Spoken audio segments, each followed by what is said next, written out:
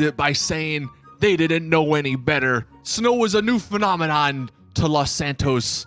But it's been 5 freaking years. Why the hell are these people so damn stupid? It's freaking snowing. It is cold outside. You should not be in no shirt, in bikinis, and bathing suits, and swimming. That's how you get hypothermia.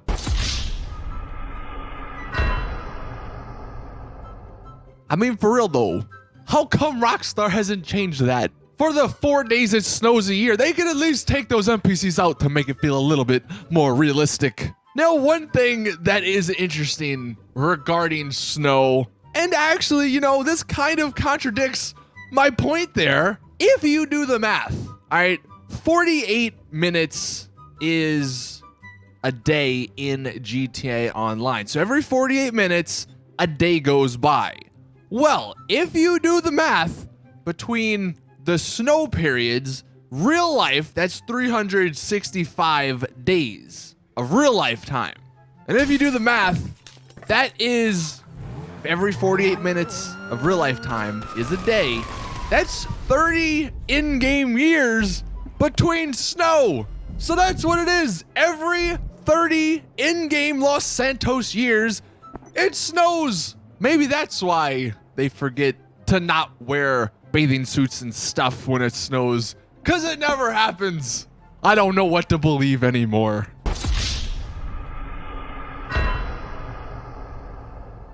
But what I do know to believe is the laws of physics. I'm not a scientist, but I know that when something hits snow, it doesn't bounce. It usually just sticks because it goes into the snow. But in GTA Online, you can play tennis in the snow. Look at this. We are playing tennis perfectly fine. When we're playing, the ball should hit the ground and not bounce. But no, snow is different in Los Santos. Hell, maybe it's not even cold. That's why those idiots on the beach don't wear anything.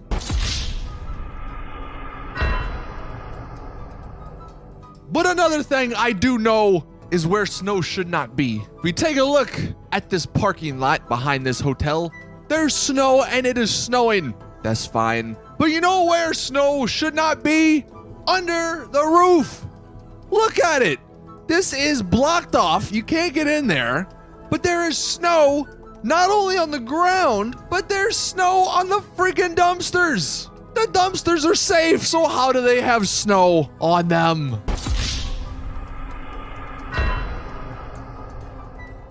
Classic snowballs. You take a snowball and you throw it at a car window and you think nothing of it, right? There's just snow in the window now because that's logical thinking. But apparently it turns the integrity of that window so damn weak that when you close the door, the entire window shatters.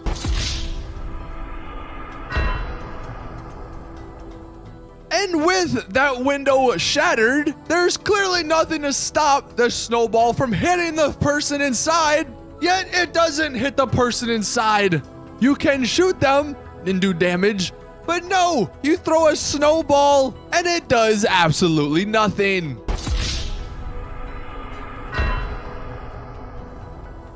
Now, unless snow in GTA Online suddenly turns everyone's blood in their body to some white substance, then this next point should not happen. Only when it snows though, and then you kill people, an NPC or anyone else, and they start bleeding, they bleed white.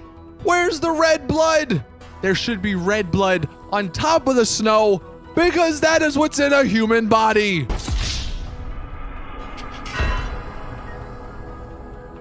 What if we've been wrong about snow this entire time though? What if it actually doesn't exist? This is all just some conspiracy and we have implants in our eyes to make us think we see snow. I don't know, because when you go to the orbital cannon and you're looking at Los Santos from a satellite perspective, there's no snow in the orbital cannon. So what is real? Does it snow? Does it not snow? Is it every 30 years? Is it every day? I don't know, man. We just want answers.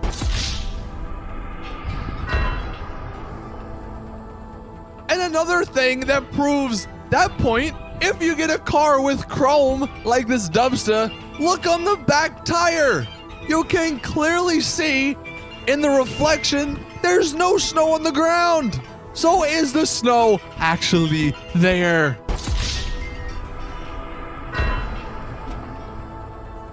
Well, it has to be actually there, because in this one, you throw snow on your vehicle, and in real life, if you want to get it off, one of the ways, it's probably not too super smart if it's like super cold outside because you just create more snow and more ice, but you can use water, the liquid form of snow, to wipe it off. In GTA Online, you can't. You throw snow in your car, you go into water, you submerge your car underwater, and it still stays there. So what is this snow?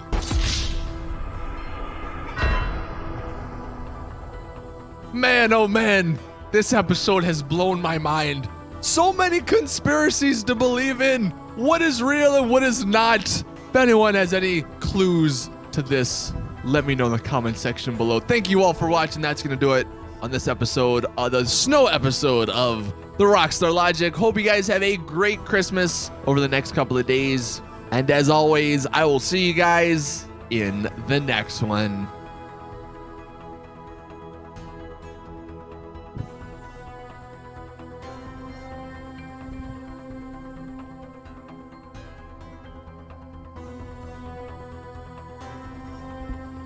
Episode number 50. Man, did you guys think we'd get to this point? I know I didn't. It's been almost a year. Probably has been a year since the first episode of the Rockstar Logic. I really didn't think there was this many things that could be considered Rockstar Logics in the game, but apparently I was wrong, and there was. Now what I did, in the description you'll find a playlist link to all of the Rockstar Logic if you want to go back and watch some of the older videos. But in this one, since we're on episode number 50, I wanted to do something a little special. And I've been telling you guys for the last couple of weeks that I'm doing a top 25 or a top list of all the best or worst Rockstar Logics. And that's what we're doing. I wanted to do 50, but that's just way too many. So I struck a balance between 25 and 50. We're doing 35. And I'm sure, I can guarantee you, since there were so many, I probably missed one or two. If I did and you want to put it in the comment section, then please do. But let's go ahead and hop in. And these are in no particular order. But these first few are vehicle Rockstar Logics. And you know, just because I'm still pissed off about buying this piece of crap thing for $6 million, it's going first. The Bombushka. This vehicle's gotta be a sick joke, right? I spent $6 million. It's the most expensive vehicle in the game. And one puny little frag grenade blows it up.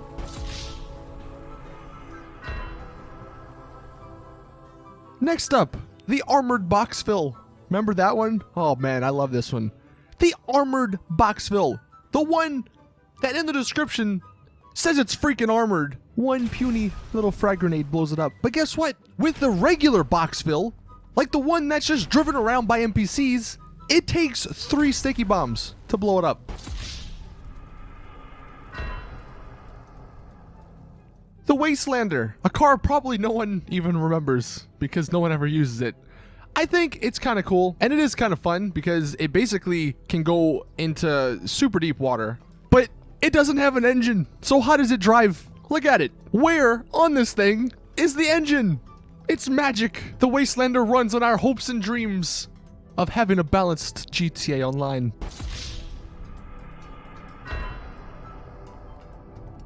Going a little old school, this one was actually in my top 25 Rockstar Logics when I made that video, but it is still one of the most popular Rockstar Logics. A freaking tank cannot run over a tiny, puny little bush. Are you kidding me?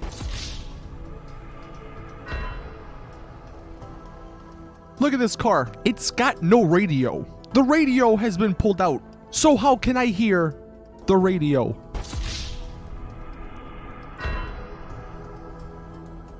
Another one that I don't understand the balance here.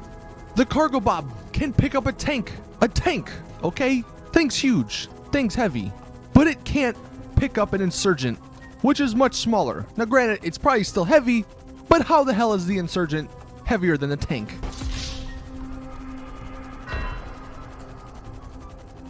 And speaking of tank, the tank versus the APC. What's the point of even having the tank in the game? The tank should be this badass vehicle. But no, this puny little APC does better and can withstand more explosions and probably does even more damage.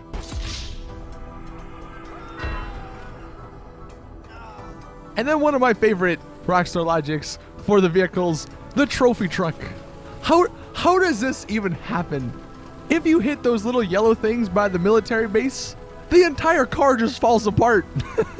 Like, that's just so unbelievable that I love it. I absolutely freaking love it.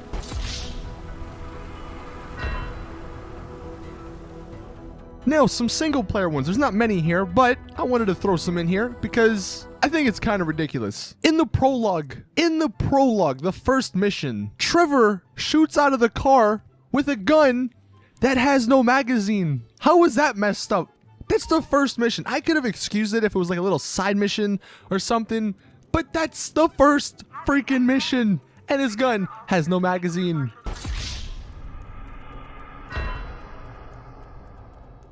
And then with Michael, look at his house. You go inside, you go on the stairs, there's a giant window up there. But then you go outside, and there is no window. That's Michael's house. The house you spend a good amount of time in. Again, I could have excused it if it was just some random house, but it's the main character's house, and it's messed up.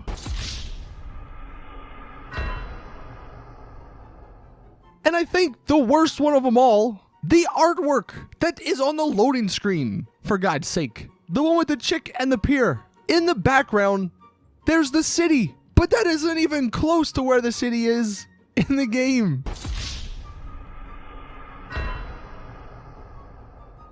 Now, before we get into some just random Rockstar logics, I think one of the worst Rockstar logics when it comes to money and the pricing of stuff in GTA Online is this one. I know there are some other ones that I'm not going to mention.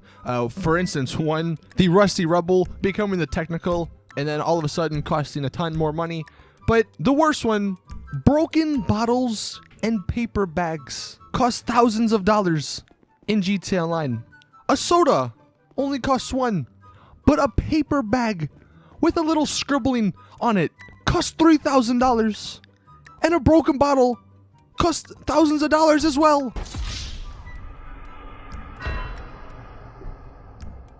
And then let's talk about heists real quick. There are so many Rockstar logics in heists, but like one of the main ones, or two of the main ones, why, when you're stealing from just a little small bank, does Lester bring out the big stuff? He brings out a cargo bob with a freaking magnet to get you out. You're only getting like 100 grand. It's nothing that big at all. You're not getting anything. And he has a cargo bob with a magnet. But you rob the biggest bank in Los Santos. You have 5 stars on you. You have the entire city coming after you. And you have to escape on bikes? Where's the cargo bob magnet for that mission? That would make much more sense. And then also, the fact that those bikes together cost like $4 million. If you just sold them, you could make more money than you get from actually robbing that bank.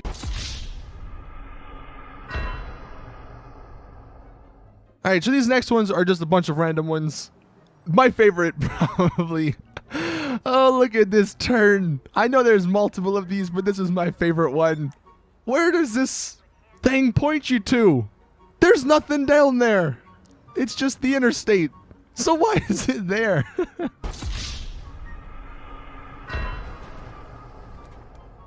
The 10-car garage. In the inside, okay, you have 5 cars on one side, 5 cars on the other. So, if you were to take a car from the back and drive it out, you would have to drive it down the middle, correct? Correct. Well, guess what happens? If you drive it down the middle, there's a wall. Because the 2 garage entrances are on the right and left. So how are you supposed to drive it out? Logically, it just doesn't make sense.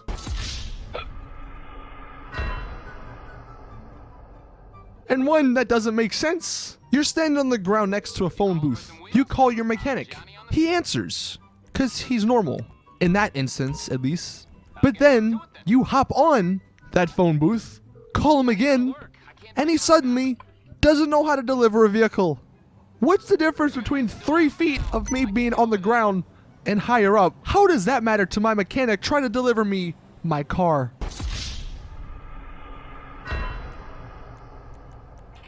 A good one. And I really don't know how they didn't think of this, but if you have a female character in online and you pick up a prostitute, your female character will be treated the same way as a male character does.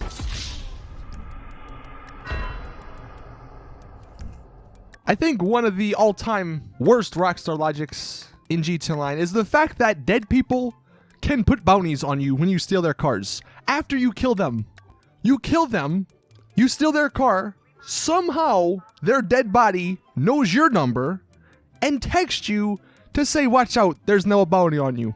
The NPCs in this game are just incredible. Bulletproof helmets apparently are so good, if someone shoots a 50 caliber bullet at someone's head who's wearing a bulletproof helmet, it will actually go through, kill the person behind them, but not kill the person wearing the bulletproof helmet. That is just incredible. So if you're underwater and you don't have a gas mask or you don't have a air mask to breathe, guess what? You can just start eating, because as we all know, eating underwater will totally heal you and is totally logical.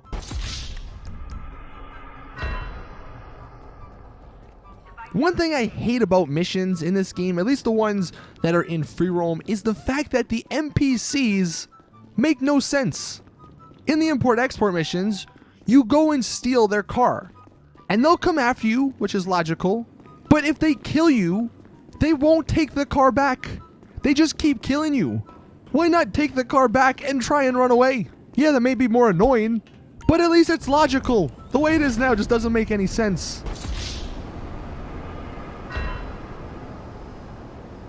Only in GTA Online could a boat pickup not actually work in the water. Freaking, they don't even answer. Look at that.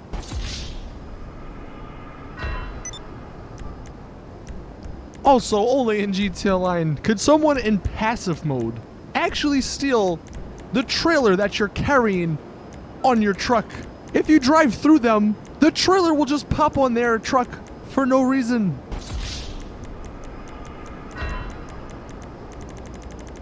One thing that I love, and this has to be on purpose, but the weather on the internet is never right. I don't think I've ever seen it be right. It says it's sunny, and while yes, it is sunny, look how many more clouds are there. That is cloudy. It's completely wrong. This one's a great consequence of Rockstar allowing us to kill ourselves with our guns again instead of just the pills. But on your yacht, if you turn the fences on, you will kill yourself with no gun. That is just brilliant. You can kill yourself with nothing.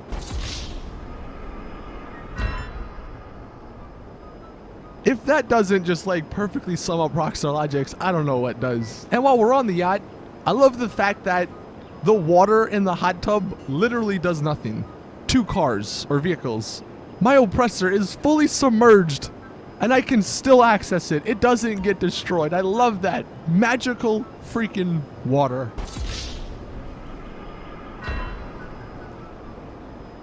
I also love how in a DLC that is specifically made for aircraft and that adds a ton of aircraft to the game, you can't spawn them at the airport. The one place you were supposed to spawn aircraft, the game doesn't let you. It spawns my Hydra on the freaking beach, like nowhere near me.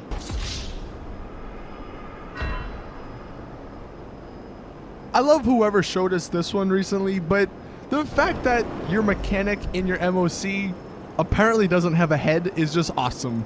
With the thermal vision, you can see either his beanie is freaking magical or thermal proof, whatever that means, or his head is just non-existent. Maybe